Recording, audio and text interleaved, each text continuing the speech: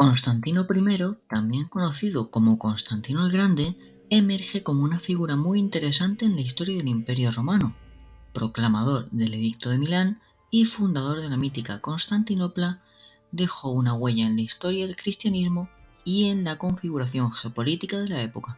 Hola a todos, bienvenidos de nuevo al canal. El día de hoy hablaremos sobre la vida de Constantino I, como habéis visto ya en la introducción. Sin más dilaciones, comenzamos. Set for a record-breaking trip. Away she goes.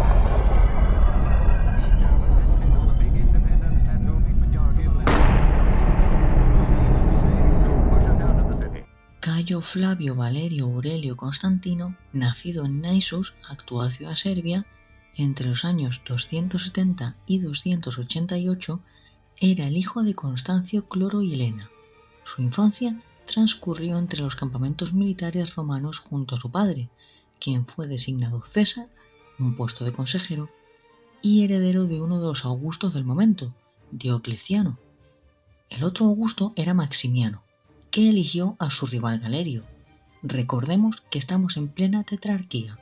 Como sabemos que la tetrarquía es un lío, si queréis conocer sobre esta, hacérnoslo saber y traeremos un vídeo sobre ella. Como este vídeo va sobre la vida de Constantino, vamos a saltarnos un poco la política del momento. Constantino se educó en la corte de Diocleciano, en Nicomedia, donde fue testigo de la persecución contra los cristianos en el 303. Tras la renuncia de los emperadores en el 305, su padre asumió su papel en la mitad occidental del imperio, mientras que Galerio, el otro coemperador, gobernaba la mitad oriental, desencadenando una serie de conflictos civiles debido a las complicadas sucesiones dinásticas. Lo normal era que Constancio pudiera nombrar sucesor a su hijo, pero no era tan sencillo como eso. No obstante, Constantino logró el permiso de Galerio para viajar a Britania y reunirse con su padre.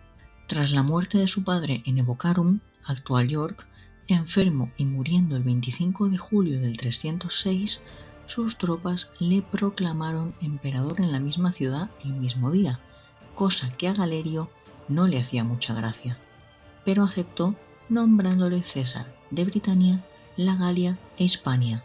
Si ya la intrusión de Constantino era un problema, otro nuevo se avecinaba por el horizonte. Magencio era el hijo de Maximiano y buscaba hacerse con una parte del imperio, cosa que ya tenía, pues en Roma recibía muchos apoyos. En resumen, la tetrarquía se complica. Diocleciano y Maximiano son emperadores, cada uno con un César. Constancio, padre de Constantino, es el César de Diocleciano, mientras que Galerio es el César de Maximiano.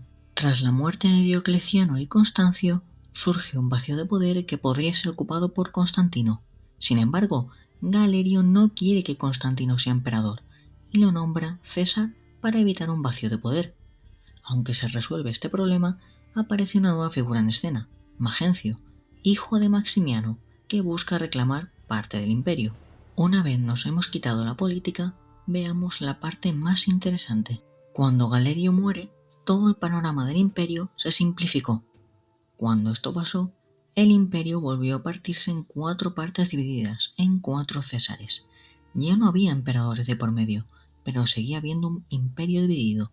No obstante, la parte que nos interesa es la parte occidental, en la que están gobernando Constancio y Magencio, que tras una rebelión tomó parte del poder.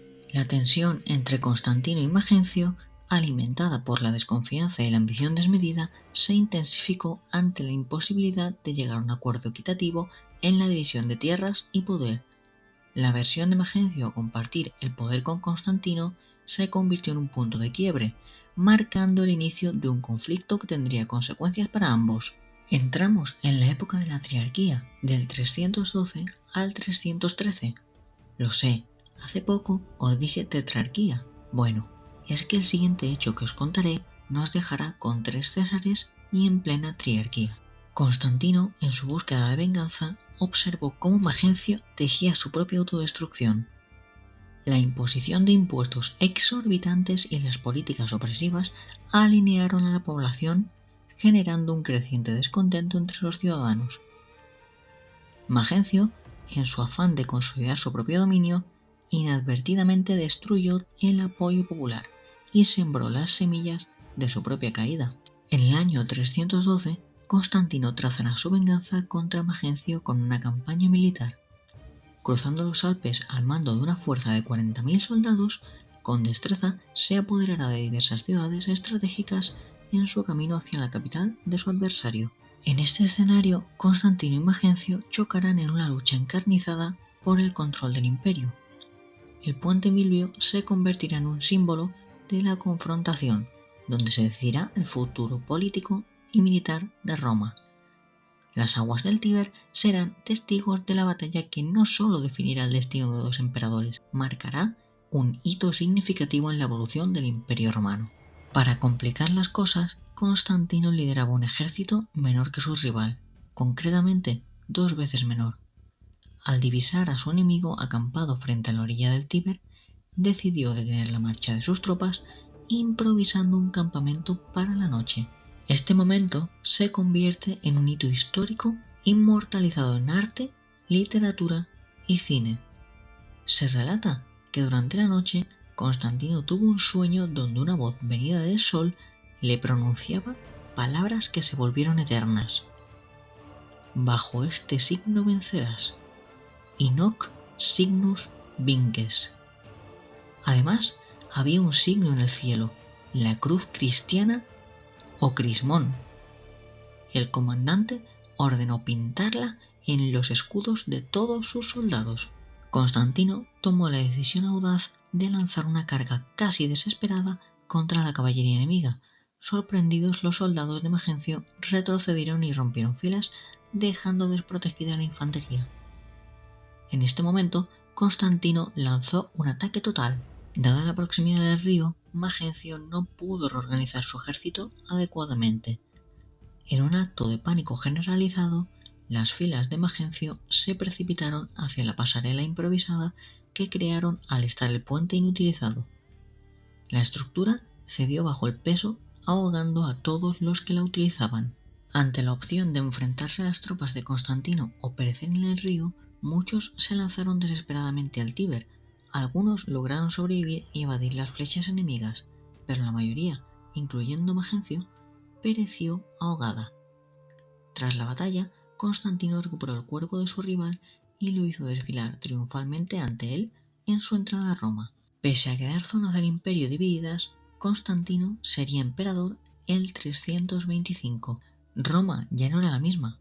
Además de la crisis, las tensiones persistían entre los paganos de la ciudad y el emperador supuestamente cristiano. Desde una perspectiva militar, Constantino comprendió que sería más práctico defenderse de las amenazas del este y salvaguardar el valioso territorio, incluidos los graneros de Egipto. Por ello, Constantino, al percibir que Roma perdía su antiguo esplendor, decidió trasladar su capital. Optó por abandonar Roma y erigir una nueva ciudad imperial que no solo exaltará su poder, sino también su fe cristiana. Y esa nueva ciudad no es Estambul. Su nombre es Constantinopla. Cuando Constantino se estableció, se encontró un lugar lleno de cultura.